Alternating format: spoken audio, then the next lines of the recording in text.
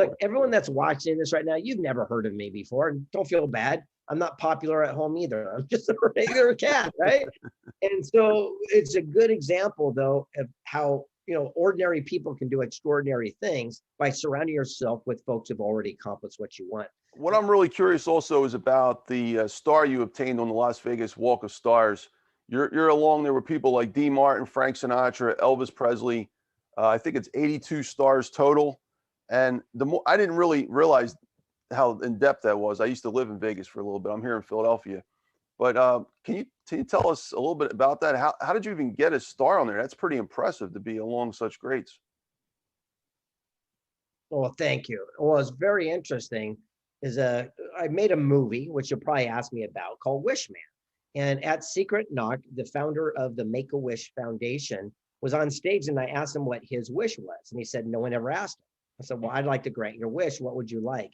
And he says, I just want my story to be told so my grandkids will know that I did something cool. So he signed over his life rights, and it took me years of trials and tribulations, but we made it into the movies that was actually on the ballot for the Oscars, and we were on Netflix for a year and a half.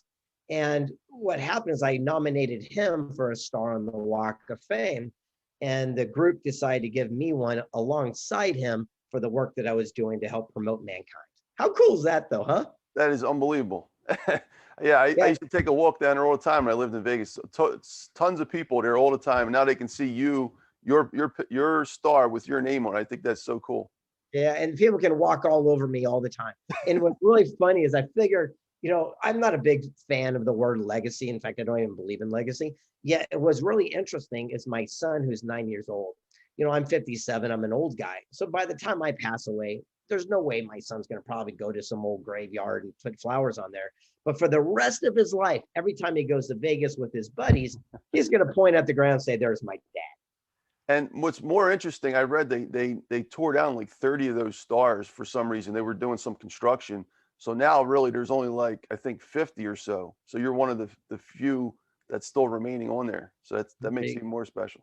OG, old school, right? Yeah. And again, it's kind of neat to walk that and you get to see some of those legends and you think to yourself, wow, how fortunate am I to be listed with these amazing people. But again, it's not about me. It's about the work. It's about the message.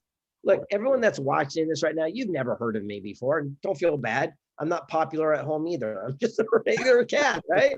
And so it's a good example, though, of how ordinary people can do extraordinary things by surrounding yourself with folks who've already accomplished what you want. When I wanted to be a best-selling author, I didn't go to the bookstore and buy every amazing book that's ever been written. I didn't want to be a great writing author. I told you I'm dyslexic. So I went to the best-selling section and I called every one of those authors up and said, will you teach me this system? They did. I duplicated it. And here we are today.